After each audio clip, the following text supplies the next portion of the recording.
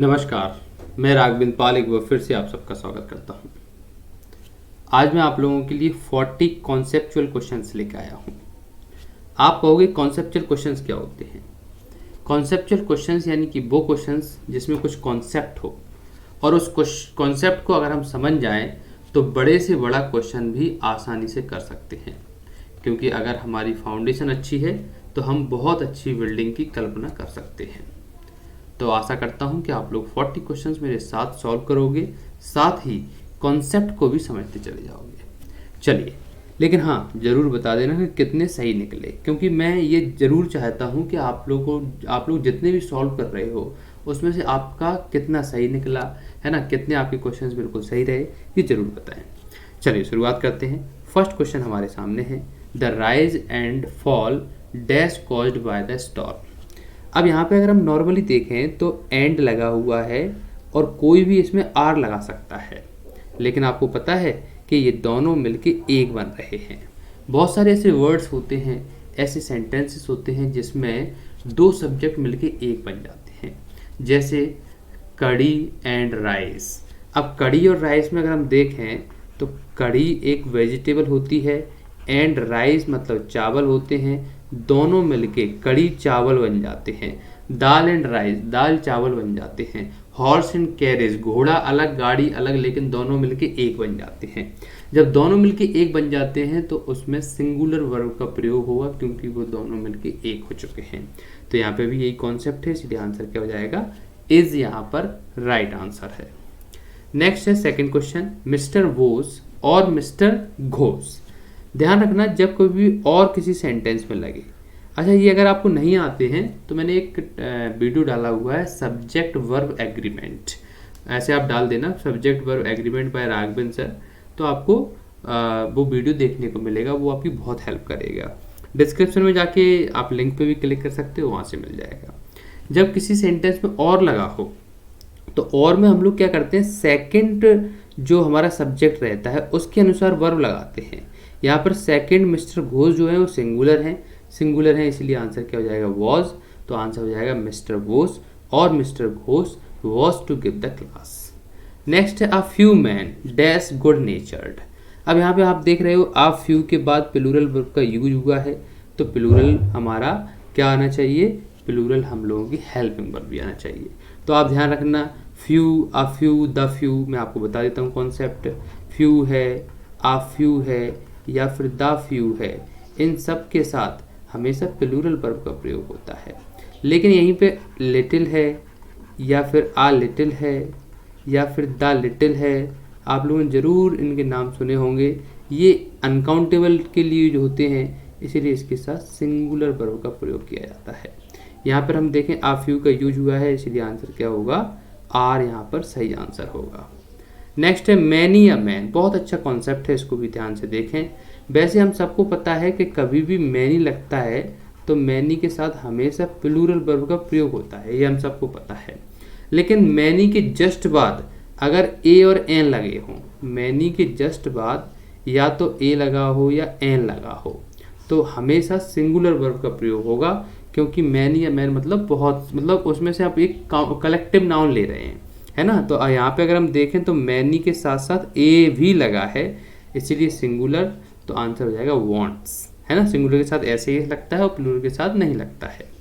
Next हमारा fifth question है, इसमें कॉन्सेप्ट ईच का है, तो आप हमेशा ध्यान रखना, ईच हो, एवरी हो, नो वन हो, समवन हो, एनीबडी हो, समबडी हो, नोबडी हो, इन सब के साथ सिंगुलर वर्ब का प्रयोग होता है।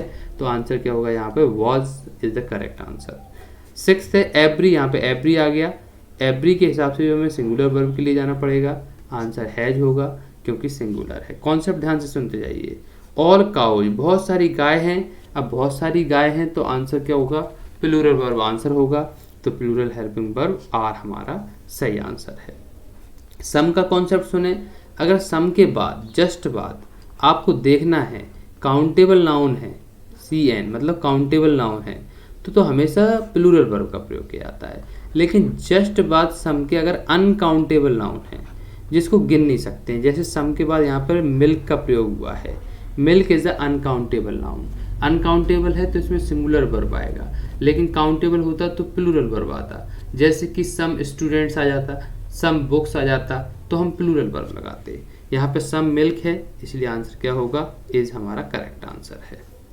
ऑल द शुगर, यहाँ पे ऑल के बाद शुगर लगा हुआ है, शुगर एक अनकाउंटेबल नाउन है, तो हमें ऑल को नहीं देखना है, हमें शुगर को देखना है, अनकाउंटेबल नाउन है, इसलिए एज आंसर होगा। यहाँ पर अगर हम देखें ऑल लगा हुआ है लेकिन यहाँ पे शुगर कुछ नहीं लगा हुआ है, तो ऑल एक प्लूरल है तो आर आंसर होगा। समझ गए कि नहीं? 10 क्वेश्चंस में बहुत सारे कॉन्सेप्ट, आपको बेसिक कॉन्सेप्ट सीखने को मिले।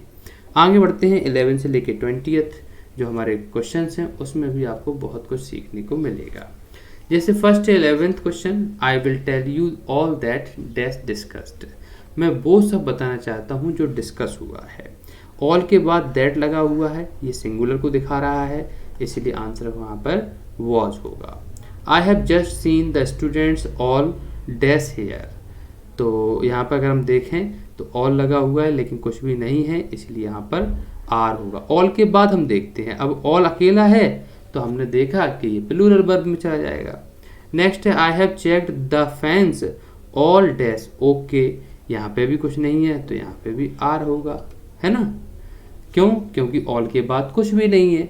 ऑल के बाद दैट होगा, ऑल के बाद दिस होता तो हम लोग सिंगुलर वर्ब के लिए जाते, तो यहाँ पे भी आर हो जाएगा। एवरीवन आ गया, मैंने अभी आपको बताया था, एवरीवन आ जाए, नो वन आ जाए, समवन आ जाए, समबडी आ जाए, है ना, ईच आ जाए, एवरी आ जाए, इन सब के साथ सिंगुलर वर्ब का प्रयोग होता है। एवरीवन आ गया, इज लगा दो।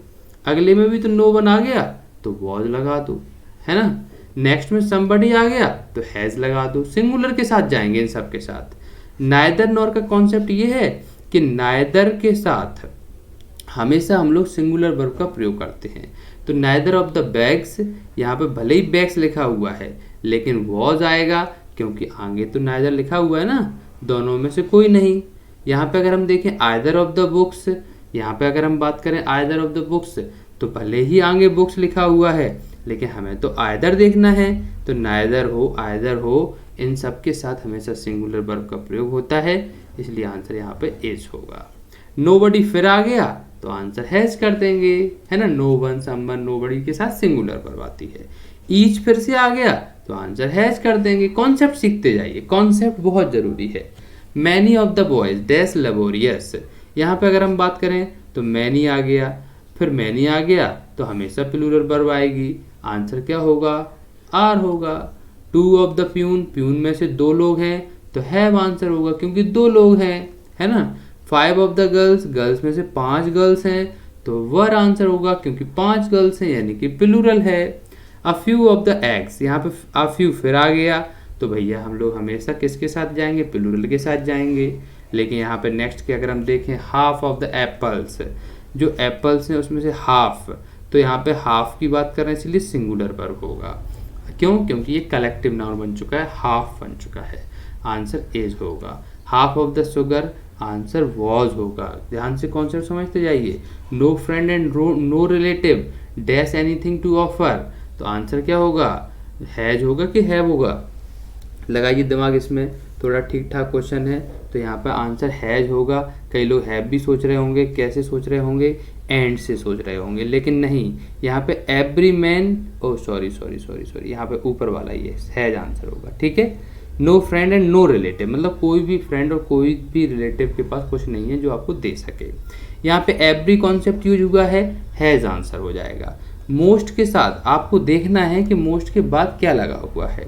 अगर मोस्ट के साथ काउंटेबल नाउन है, आप ध्यान रख लीजिए, अगर मोस्ट लगा है और इसके साथ काउंटेबल नाउन है तो फिर हमेशा हम लोग प्लूरल वर्ब का प्रयोग करते हैं।